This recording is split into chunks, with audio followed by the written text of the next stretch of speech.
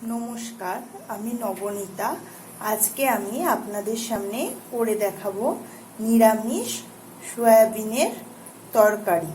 आपनारा बुझतेई पारबेन ना जे एटी एकटी निरामिष पद। आपनादेर अत्यंत खेते एटी भालो लागबे।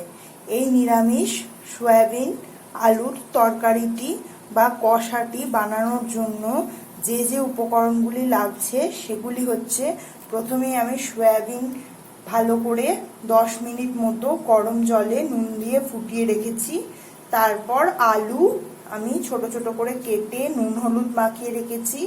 আর আদা 1 টিস্পুন গ্রাইন্ডারে গ্রাইন্ড করে রেখেছি। তেজপাতা নিয়েছি দুটো, আর নিয়েছি শুকনো লঙ্কা দুটো, আর হলুদ 1 টিস্পুন, 1/4 টিস্পুন লঙ্কা গুঁড়ো, জিরের গুঁড়ো নিয়েছি আমি 1/4 টিস্পুন, 1/2 টিস্পুন ধনের গুঁড়ো, 1/2 টিস্পুন জিরা গুঁড়ো, আর স্বাদ মতো নুন লাগছে। আর আমি টমেটো কেচাপ ইউজ করছি। এছাড়াও লাগছে আমার সরিষার তেল। আপনারা রান্নাটা পুরোপুরি সরিষার তেলেই করবেন, তাহলে এটি অত্যন্ত সুস্বাদু হবে। কড়ার মধ্যে তেল গরম করতে দিয়েছি। এবার আমি এর মধ্যে দুটো শুকনো লঙ্কা, দুটো তেজপাতা আর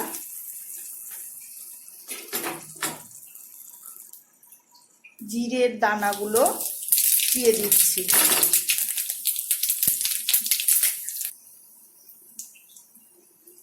এবার আমি এর মধ্যে হলুদ গুঁড়ো,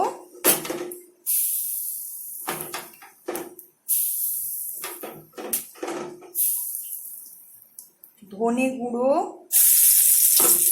জিরে গুঁড়ো আর পরিমাণ মতো নুন দিয়ে দিচ্ছি, আর লঙ্কার গুঁড়োটা দিয়ে দিলাম।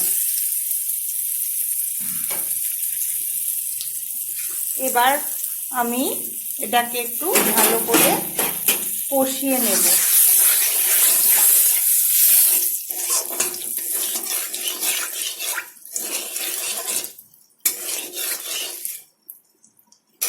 এবার এর মধ্যে আমি জল থেকে তুলে রাখা একটু চেপে জল বের করে নেওয়া সয়াবিনগুলো দিয়ে দিলাম। অনেকে সয়াবিন ভাজে না, আমি একটু সয়াবিন ভেজে নেব। কালারটা সুন্দর আসার জন্য আমি এতে 1 টিস্পুন চিনি দিয়ে দিলাম।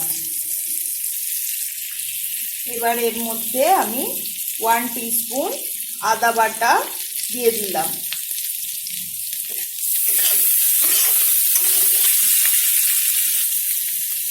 এরপর ছোট ছোট করে কেটে রাখা আলুর টুকরোগুলো নুন হলুদ মাখানো আমি দিয়ে দিচ্ছি।